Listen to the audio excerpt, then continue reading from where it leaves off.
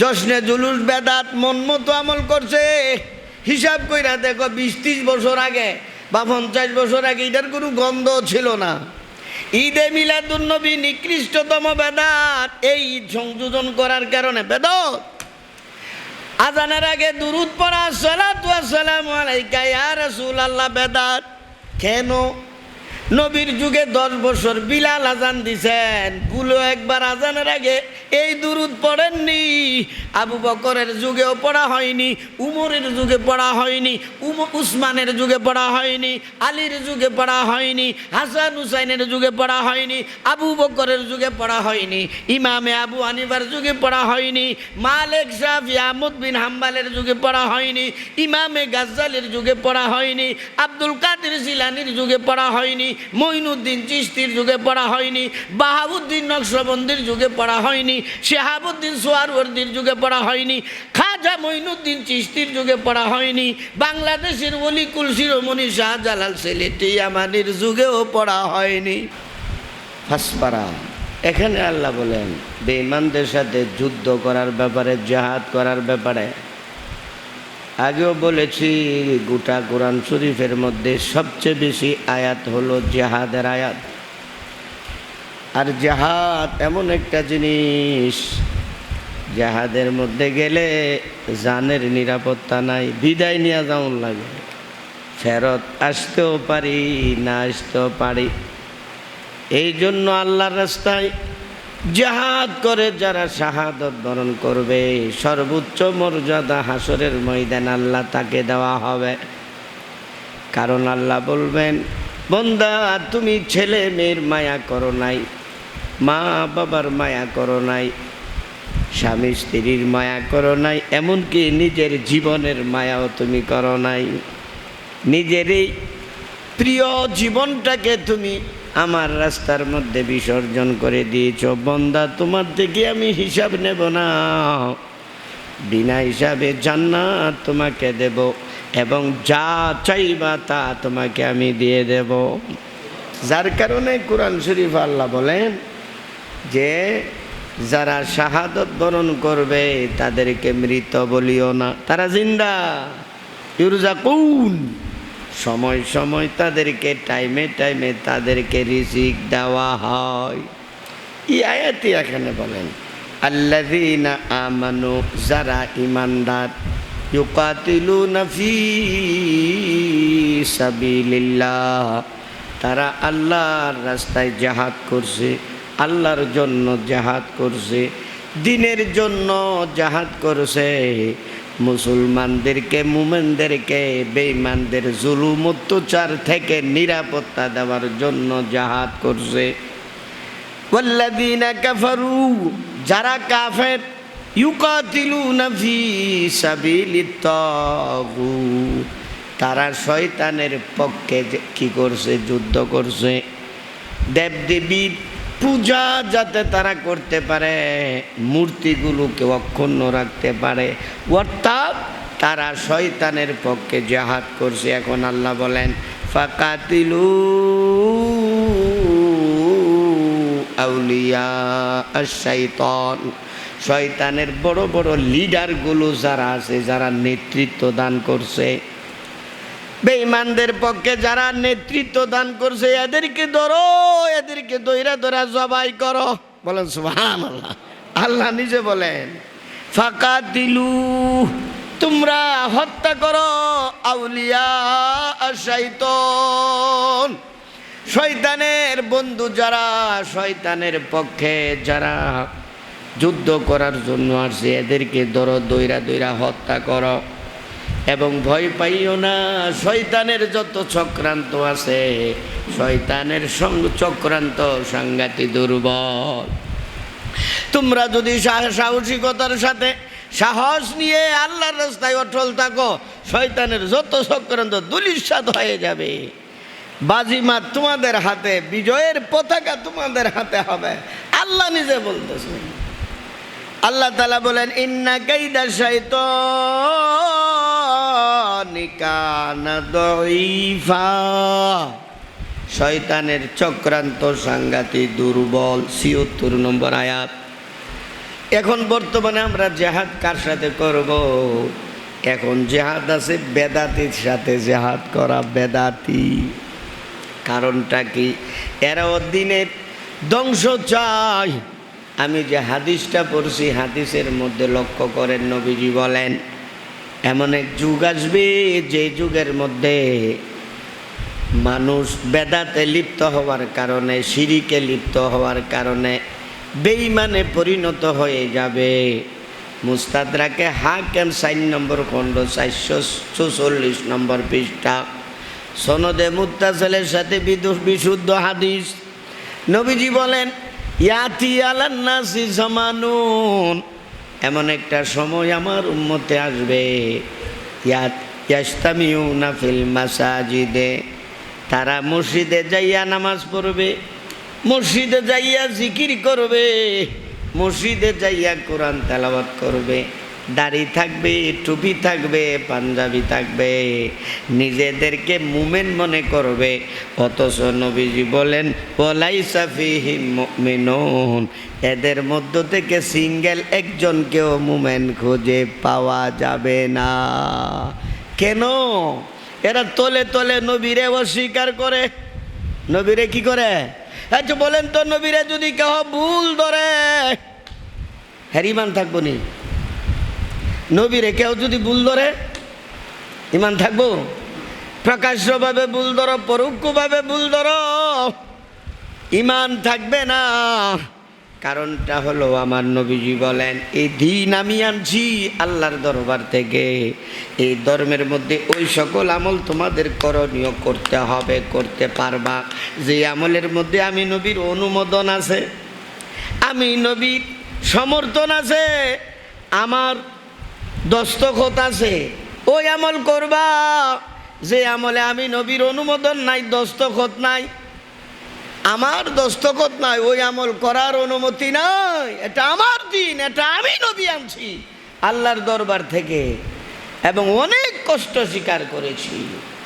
সুতরাং নবীজি বলেন হাদিস শরীফে আলাইকুম বিসুন্নতি ওয়া সুন্নাতিল খুলাফায়ে রাশিদিন আল মাহদিয়িন, ওই সকল আমল তোমাদের জন্য আবশ্যক যে আমলের মধ্যে নবীর দস্তখত আছে, নবীর অনুমোদন আছে, অথবা খোলাফায়ে কেরাম 4 খলিফা আবু বকর, উমর, উসমান, আলী, উনাদের ব্যাপারে নবী বলেন উনারা যে আমল চালু করবে এটা আমার নির্দেশে, আমার অনুমতিতে, এটাও আমার ওই 4 খলিফা। আলাইকুম বিসুন্নতি ওয়া সুন্নাতিল খুলাফায়ে রাশিদিন, খুলাফায়ে রাশিদিনের আমল তোমাদের জন্য, আমাদের জন্য আবশ্যক। বিশ্ব নবী সাল্লাল্লাহু আলাইহি সাল্লামের পক্ষ থেকে দেওয়া আমল তোমার আমার জন্য আবশ্যক। এখন কালকা যেহেতু 12 বল দুমদাম যে করতেছে, যখন যে আলোচনা করার দরকার তখন ওইটাই করতে হবে। এটা আইলো কোথায় থেকে? ভালোভাবে বুঝেন।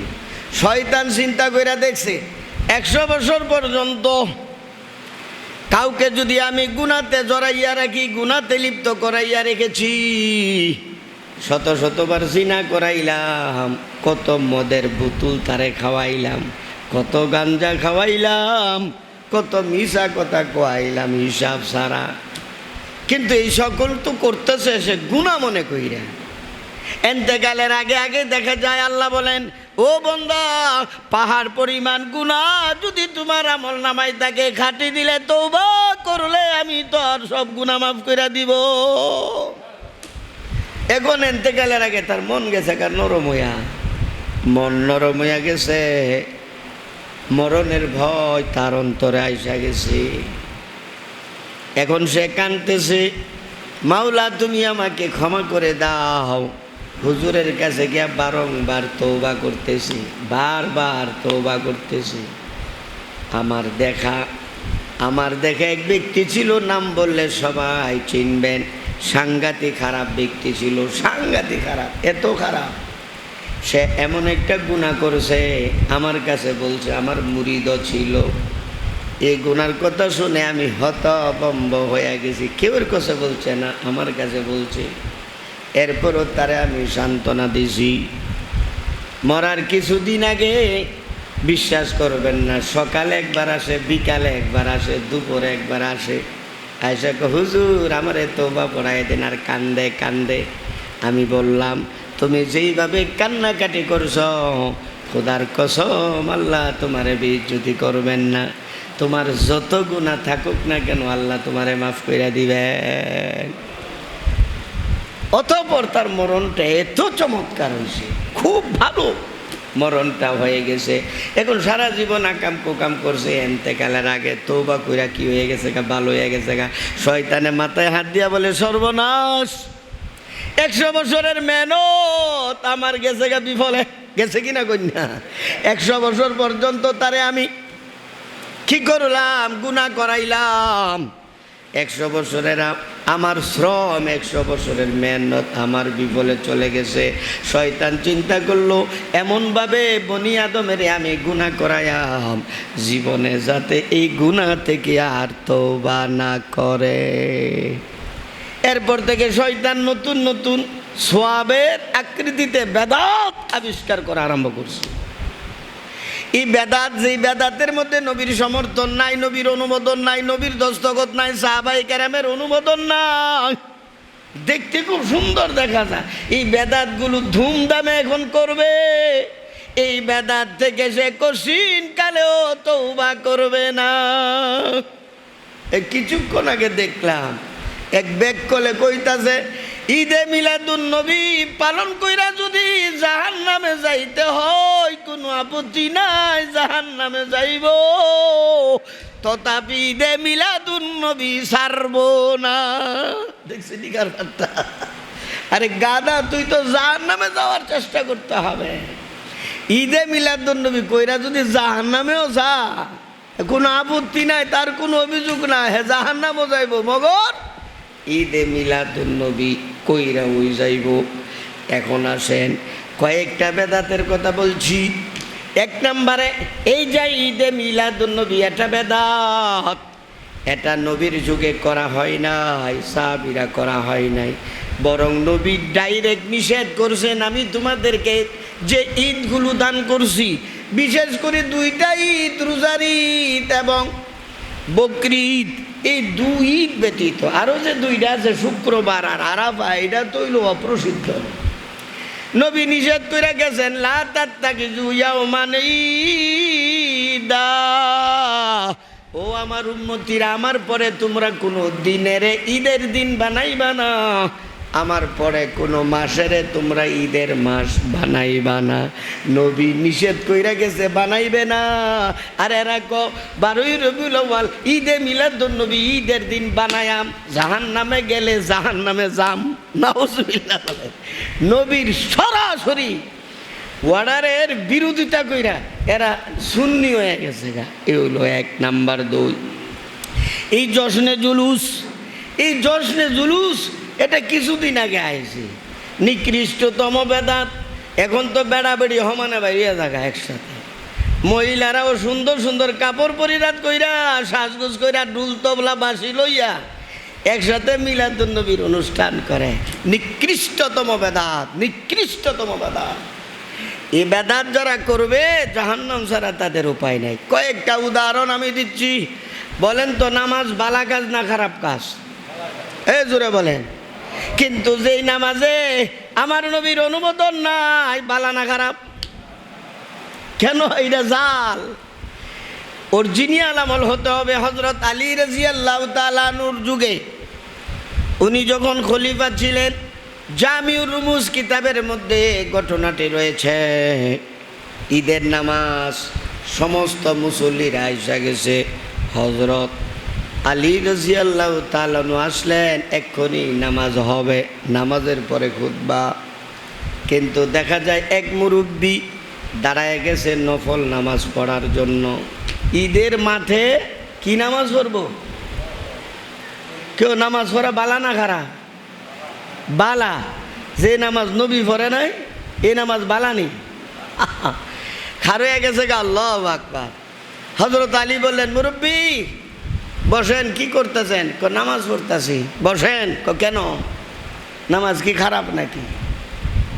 এই বুইরা উত্তর দিতেছে, ইন্নী আলামু আন্নাল্লাহ লা ইউআযিবু আলা সালাহ। আমি ভালোভাবে জানি, আমি ভালো কাজ করতেছি, নামাজ পড়তেছি, এই নামাজের জন্য আল্লাহ আমাকে শাস্তি দেবেন না। আলী দমক দিয়া তারে বসাইছে, বসায় বলে, এই নামাজ তুমি পড়বা, কিন্তু যেই নামাজের মধ্যে নবীর অনুমোদন নাই, নবীর সমর্থন নাই, নবীর দস্তখত নাই, ওই নামাজ হবে না। এই নামাজে তোমারে জাহান্নামে নিব। হযরত আলী বলেন, নবীর পিছনে আমি 20টা ঈদের নামাজ পড়েছি 10 বছরে। 10 বছরে ঈদের নামাজ কয়টা? 20টা। 2 ঈদ না 10 বছরে। নবী 10 বছর ছিলেন, প্রথম বছরতে ঈদ আরম্ভ হয়ে গেছে। নবীর পিছে আমি 20টা ঈদের নামাজ পড়ছি। কোনো ঈদের নামাজের নবী ঈদের নামাজের আগে নামাজ 2 রাকাত পড়েননি। আবু বকরের পিছনে 4টা ঈদের নামাজ পড়ছি, 2 বছর 3 মাস, মানে 2 বছরে 4টা। আবু বকর সিদ্দিকের পিছনে 4টা ঈদের নামাজ পড়েছি, উনিও ঈদের নামাজের আগে 2 রাকাত পড়েননি। উমর ফারুকের যুগে 10.5 বছর 21টা ঈদের নামাজ পড়ছি। কয়টা? 21টা ঈদের নামাজ পড়েছি, তিনিও ঈদের নামাজের আগে নফল পড়েননি। উসমান গনির যুগে আমি 12.5 বছরে 25টা ঈদের নামাজ পড়ছি, 25টা 12.5 বছরে। উসমান গনিও ঈদের নামাজের পূর্বে 2 রাকাত পড়েননি। এখন তুমি আইছো আমার যুগে, আমার খেলাফতকালে একটা নতুন বেদাত আরম্ভ করার জন্য। বসে যাও, থামো। দমক দিয়ে পরে বসাইছি। যে আবাদতে নবীর অনুমোদন নাই, ওই আবাদত করলে জাহান্নামও যাবে। এটাকেই বলা হয় বেদাত, মন মতো। জশ্নে জুলুস বেদাত, মন মতো আমল করছে। হিসাব কইরা দেখো 20-30 বছর আগে বা 50 বছর আগে এটার কোনো গন্ধ ছিল না। ঈদে মিলাদুন্নবী নিকৃষ্টতম বেদাত। এই ঈদ সংযোজন করার কারণে বেদাত। আজানের আগে দুরূদ পড়া, সালাতু ওয়াসসালামু আলাইকা ইয়া রাসূলুল্লাহ, বেদাত। কেন? নবীর যুগে 10 বছর বিলাল আজান দিছেন, ভুলো একবার আজানের আগে এই দুরূদ পড়েননি। আবু বকরের যুগেও পড়া হয়নি, উমরের যুগে পড়া হয়নি, উসমানের যুগে পড়া হয়নি, আলীর যুগে পড়া হয়নি, হাসান হুসাইনের যুগে পড়া হয়নি, আবু বকরের যুগে পড়া হয়নি, ইমামে আবু হানিফার যুগে পড়া হয়নি, মালিক শাফি আহমদ বিন হাম্বলের যুগে পড়া হয়নি, ইমামে গাজ্জালির যুগে পড়া হয়নি, আব্দুল কাদের জিলানির যুগে পড়া হয়নি, মঈনুদ্দিন চিশতির যুগে পড়া হয়নি, বাহাউদ্দিন নকশবন্দির যুগে পড়া হয়নি, শাহাবুদ্দিন সোহরাওয়ার্দীর যুগে পড়া হয়নি, খাজা মঈনুদ্দিন চিশতির যুগে পড়া হয়নি, বাংলাদেশের ওলিকুল শিরোমণি শাহজালাল সিলেটি আমানির যুগেও পড়া হয়নি, আল্লামা ইবনে তাইমিয়ার যুগে পড়া হয়নি। আইতে আইতে 1400 বছর গেছে, কোনো যুগে আজানের আগে দুরূদ পড়া হয়নি। এখন শুরু করে দিছে জায়গা জায়গা। দুরূদ ভালো, কিন্তু যেই দুরূদের মধ্যে নবীর দস্তখত নাই, নবীর অনুমোদন নাই, নবীর সমর্থন নাই, সেই দুরূদ নিকৃষ্ট দুরূদ, বেদাত। এই দুরূদ পড়ে তোমার কই যাওয়া লাগবে? জাহান্নামে যাইতে হবে। আরেকটা বিষয় হলো, আমাদের ইমানের সেন্টার মক্কা মদিনা, কথা ঠিক কিনা বলে? হে, ইমানের মার্কাজ কোথায়? Mecca Medina. বুখারী শরীফের হাদিসে গেছে 2-3 দিন আগে এই হাদিসটা। হযরত রাসূল সাল্লাল্লাহু আলাইহি সাল্লাম বলেন, ইন্নাল ঈমানা লা ইয়ারিজু ইলাল মাদিনাতি কামা তারিজুল হাইয়াতু ইলা হুজরিহা। বুখারীর হাদিস। নবীর যে রোজা, যারা হজ গেছেন, উমরাত গেছেন, আপনারা তো আর বুঝছেন না, লেখা আছে নবীর যে মেন রোজা শরীফের ভিতরে যাইবার লাগে যে দরজাটা আছে, দরজা খুললে তো ভিতরে একবারে মেন গেটে এই স্বর্ণ দিয়া এই হাদিসটা লেখা আছে। হাদিসের অর্থ নবীজি বলেন, ইন্নাল ঈমানা লা ইয়ারিজু কামা লা ইয়ারিজুল মাদিনাতা কামা তারিজুল হাইয়াতু কামা তারিজুল হাইয়াতু ফি হুজরিহা। সারা পৃথিবী থেকে ইমান সারা দুনিয়া থেকে ইমান দৌড়ে একত্রিত হবে মদিনা।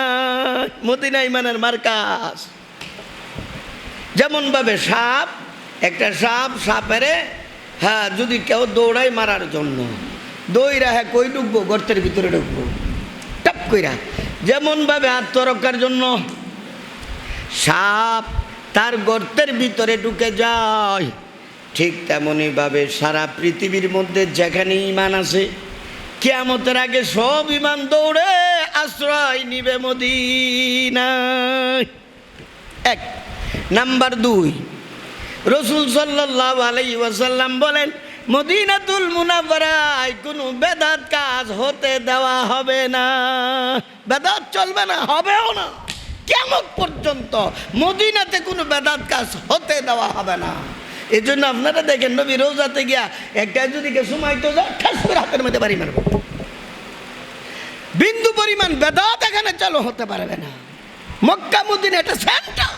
এই গাদার ঘরের গাদারা মক্কা মদিনা বলে ওহাবিরা দখল করে আলাইছে। মক্কা মদিনা তো আগেই ওহাবিরা দখল করছে। অথচ বুখারী শরীফের হাদিস, রাসূল সাল্লাল্লাহু আলাইহি সাল্লাম বলেন, সারা দুনিয়ার ইমান কিয়ামতের আগে আগে মদিনায় নিয়ে গিয়ে আশ্রয় নেবে। এগুলো 1। নাম্বার 2, কোনো বেদাত কাজ বেদাতি মদিনাতে টিকতে পারবে না। নাম্বার 3, দাজ্জালের মতো ব্যক্তি সারা দুনিয়া তছনছ করে ফেলবে। দাজ্জাল সারা দুনিয়া তছনছ করে ফেলবে। নবীজি বলেন, এই দাজ্জাল পর্যন্ত মদিনাতে ঢুকতে পারবে না। দাজ্জাল ঢুকার জন্য চেষ্টা করবে, তখন মদিনাতে প্রবেশের পথ থাকবে 7টা বড় বড়, 7টা ফেরেশতা। 7টা পথের মধ্যে এক একজন ফেরেশতা আল্লাহ বসায় রাখবেন, দাজ্জাল যাতে মদিনায় ঢুকতে না পারে। বুখারীর হাদিস, যেই জায়গায় দাজ্জাল পর্যন্ত মদিনাতে ঢুকতে পারবে না, যে জায়গায় কোনো বেদাত কাজ হতে পারবে না, নবীজি বলেন কোনো বেদাতিরে কেউ যদি এই মদিনাতে কোনো বেদাতিকে যদি আশ্রয় দেয়, তার উপর গজব, তার উপর লানত আল্লাহর সমস্ত ফেরেশতার সমস্ত মানুষের। বুখারী শরীফের হাদিস, লানাতুল্লাহি আলাইহি লানাতুল্লাহি ওয়াল মালাইকাতু ওয়ান নাসি আজমাইন। তাহলে কি গজব্বা কথা বলে যে মক্কা মদিনা বলে দখল করে নিছে ওয়াহাবিরা। তো নবী যে বলছেন এখানে দাজ্জাল পর্যন্ত ঢুকতে পারবে না, কোনো বাতিল ঢুকতে পারবে না, এই হাদিসের কি করবা? তো মদিনাতে ওয়াহাবিরা দখল করে লাইছে, তখন আল্লাহ কই আছেন? কেউ আল্লাহ হেফাজত করছে না। এই খামাখা কথা। এই মক্কা মদিনায় 5 বার আজান দেওয়া হচ্ছে নবীর যুগ থেকে। হযরত বিলাল রাদিয়াল্লাহু তাআলা আনহু থেকে নিয়ে এই পর্যন্ত তালাশ করে দেখো, যারা হজ উমরা করতে যাচ্ছ তারাও কিন্তু গিয়া দেখবা আজানের আগে দুরূদ পড়ে না কেউ। মক্কা মদিনার মুয়াজ্জিনরা কি বুঝে না এই সওয়াবটা? তোমার এই বাংলাদেশের এই লাল লোয়ার ভাঞ্জু যে বুলেট মারলে সই করে একটা আয়াতই পড়তে পারে না, কোরআন সই করে পড়তেই পারে না, অর্থ টর্থ তো দূরের কথা। এরা বুঝে লাইছে আজানের আগে দুরূদ ফরন লাগবো। কিন্তু মক্কা মদিনার মুয়াজ্জিন যারা আছে, যাদের ভাষা আরবি মাতৃভাষা, হ্যাঁ, এবং নবীর সাহাবীরা যারা আছে, এরা বুঝছে না। কেমন বুঝা বুঝছে? সব বেদাত। এই বেদাত বাড়তে বাড়তে চতুর্দিক থেকে অন্ধকার হয়ে আসবে, অন্ধকার। আল্লাহ নতুবা তো কিয়ামত হবে না। এই বেদাত থেকে আল্লাহ আমাদেরকে হেফাজত করো। সবাই বলে না আমিন। কইতে ইস্তেমা যে করো, এটা বেদাত না, এটা তো নবীর যুগে ছিল না। কেমন গাদা দেখেন অনুমোদন ইস্তেমার কথা। ভাই ইস্তেমার অর্থ হইল জমা হওয়া, আলে ইস্তেমাও একত্রিত হওয়া। ইস্তেমার মধ্যে একত্রিত হওয়া না, সব সারা দুনিয়ার মানুষ তো আয় না, মানে অনেক লোক জমা হয়। ইস্তেমা নবীর যুগে হয়েছিনি। দেখো আরাফার যুগে, নবীর যুগে আরাফাতে 1.25 লক্ষ লোক একসাথে কি হয়েছে? জমা হয়েছে। এটা তো এক জমা। নাম্বার 2, তোমরা যে আমল বেদাত করতেছো, যেমন জশ্নে জুলুসের নিয়ে লাগাইতেছো ইস্তেমার লগে। ইস্তেমা তো তবলিগের ইস্তেমা। তবলিগের বিষয়টা দেখো, তবলিগের 5 কাজ। তবলিগের কাজ কয়টা? 1 নম্বরে কালিমা। 1 নম্বরে কি? এই কালিমা ভরার কথা কোরআনও নয়, কালিমা ভরার কথা নবী কইছে না? প্রথমতে নবী বলছেন ইয়া আইয়ুহান নাস কুলু লা ইলাহা ইল্লাল্লাহ। নবীর প্রথম স্লোগান, নবীর প্রথম কাজ ছিল হে লোক সকল পড়ো লা ইলাহা ইল্লাল্লাহ মুহাম্মাদুর রাসূলুল্লাহ। এই কালিমা গোটা দুনিয়ায় ছড়াই দিতে হবে, আল্লাহর নির্দেশ, নবীর নির্দেশ। এই কালিমার কারণে তবলিগওয়ালারা তবলিগজা আল্লাহর পক্ষ থেকে নির্দেশিত একটা আমল কালিমা। নাম্বার 2 নামাজ, কালিমা নামাজ। নামাজের কথা 82 জায়গাতে আল্লাহ কোরআনে বলছি। এই নামাজ অনেকে শিখছে না, পারে না। এই নামাজ ছোটবেলা মা বাপ শিখাইছে না, অনেক আছে বড় হয়ে গেছে কি জাহান্নাম হয়ে মরবে। যাও তবলিগে, একসাথে 3টা চিল্লা দিলে মোটামুটি নামাজের পদ্ধতি, নামাজের কমপক্ষে 4টা সূরা ছুড়ু ছুড়ু তা যে ইন্না তয়না কুল হু আল্লাহ, 4টা সূরা তোমার কি হবে, শুদ্ধ হবে। 3 চিল্লার মধ্যে 4 সূরা হইতো না। আত্তায়াতু সুবহানাকাল্লাহুম্মা দুআ ইত্যাদি এই চিল্লা দেওয়ার পরে তোমার নামাজ সঠিক হয়ে গেছে, সূরা কেরা ঠিক হয়ে গেছে, তুমি একজন নামাজি হয়ে গেছো। যখন আসবে সে আজান দেওয়ার সাথে সাথে মসজিদে ধরবে। এ হলো তবলিগের ফলাফল। কালিমা, নামাজ, এলেম, এলেম ও জিকির। এলেমের কথা কোরআনে নিজে আল্লাহ বলছেন জাগা জাগা, ওয়া আল্লামা আদামাল আসমা আকুল্লাহা। জিকিরের কথা তো এত বেশি বলছি, ওয়াজকুরুল্লাহ যিকরান কাসীরা। তাহলে এলেমের কত কোরআনে আছে, জিকিরের কত কোরআনে আছে। ওই এলেম এবং জিকির শিখবার লাগি, করবার লাগি গরব বৈশা থাকা পারবা না। তবলিগ যায়, এলম জিকির সহি নিয়ত তাবলিগ। সহি নিয়ত বুখারী শরীফের প্রথম হাদিস, ইন্নামাল আমালু বিন্নিয়াত। সারা দুনিয়ার আমল করবা, নিয়ত ঠিক না থাকলে কিচ্ছু কাজ হবে না। এই জন্য তোমার নিয়ত পরিষ্কার করবার লাগে, ঠিক করবার লাগে তবলিগে নেওয়া হয়। বুখারীর এক হাদিস সংক্ষেপে শুনেন, লম্বা হাদিস। এক বেচারা যুদ্ধত গেছে মুসলমানদের পক্ষে হইয়া, সিরা বিড়ালাইছে যুদ্ধ কইরা, কয়ডারে যে মারছে হিসাব হই নাই, গোজায় তবুকে সবাই বাহবা দিছে। এর সামনে বেঈমান রাইলেস ফিনিশ করে লাইছে। যুদ্ধ শেষ, যার যার কাফেলায় চলে গেছে। মুসলমান সাহাবীরা বেড়া হইটা ভাগের বাচ্চা, আরে বাবারে কর্তৃক কই জাহান্নামও পাঠাইছে হিসাব ছাড়া। রাত্রে নবীর কাছে গিয়া তার প্রশংসা করতেছে। নবী বলেন কথা শুনো, হে কিন্তু জাহান্নামী একই। আরে সাহাবায়ে কেরামগণ পেরেশান। একজনে ঠিক আছে হুজুর যে বলছে জাহান্নামী, হুজুরের কথা তো মিথ্যা হতে পারে না, আমি এটা চেক করে দেখবো। পরের দিন এর পিছে গেছে, আগের মতোই যুদ্ধ করতেছে, সিরা বিড়ালাইতেছে। এর সামনে সামনে কেউ টিকা থাকতে পারে না, মানে শক্তিশালী সাহসী। এর মধ্যে একটা তীর আয়া তার হাতে লেগে গেছে, বেঈমানদের পক্ষ থেকে আহত হয়ে গেছে, ব্যথা সহ্য করতেছে না। এর তরবারিটা আছে না, তলোয়ারটা আসারটা যেটা ধরে এটা মাড়ির মধ্যে গাড়ছে, গাইরা ওই যে উপরে যে মুখটা আছে একবারে মাথাটা খুব কররা ধার, এটা মেয়েদের বুকটা লাগাই দিছে, লাগাই এটা মেয়েদের ভর দিয়ে ফিরে গেছে গা। এবং এই তরবারিটা একবারে তার বুকটা ভেদ করে বাইরে হয়ে গেছে। এখন আর বাঁচবো, হ্যাঁ মইরা যাবো গা। ফিসেদের লোকটা চেক করবার লাগিয়ে আইসি, দৌড় লাগিয়ে কইছে আর ভাই তুমি আত্মহত্যা করছো, তুমি তো জাহান্নামী। তোর গুলি মার জাহান্নামী, আত্মহত্যা। আমি কি আর সোয়াবের লাগিয়ে আইসি নাকি? আমি মানুষের দেখাবার লাগে আইসি। আমি যে বড় পাহলোয়ান, আমি সোয়াব টোয়াবের আশায় যুদ্ধ করছি না। অথচ গতকাল কেমনে যুদ্ধ করছি, নিয়ত বালা না, এই জন্য জাহান্নামী। এই কথাই কইছে, হ্যাঁ নিয়ত বালা আছিস না, এত বড় কাজ করার পরও জাহান্নামী। তোমার আমার নিয়ত শুদ্ধ করবার লাগি তবলিগ যা আগে সহি নিয়ত, সহি নিয়ত 14 বার কইব নিয়ত সহি করো। এবারে তবলিগ, তবলিগের ব্যাপারে স্বয়ং আল্লাহ কোরআনে বলেন ইয়া আইয়ুহার রাসূল বাল্লিগ, হে নবী তুমি তবলিগ করো, মা উনজিলা ইলাইকা মির রাব্বিক, আমার পক্ষ থেকে যা কিছু তোমার নিকট নাজিল করলাম সবগুলো তবলিগ করে করে অন্যদের কাছে পৌঁছাইয়া দাও। নবী পৌঁছাইছেন এবং নবী নিজে তোমারে আমারে দায়িত্ব দিছেন, বাল্লিগু আন্নি ওয়ালাউ আয়া।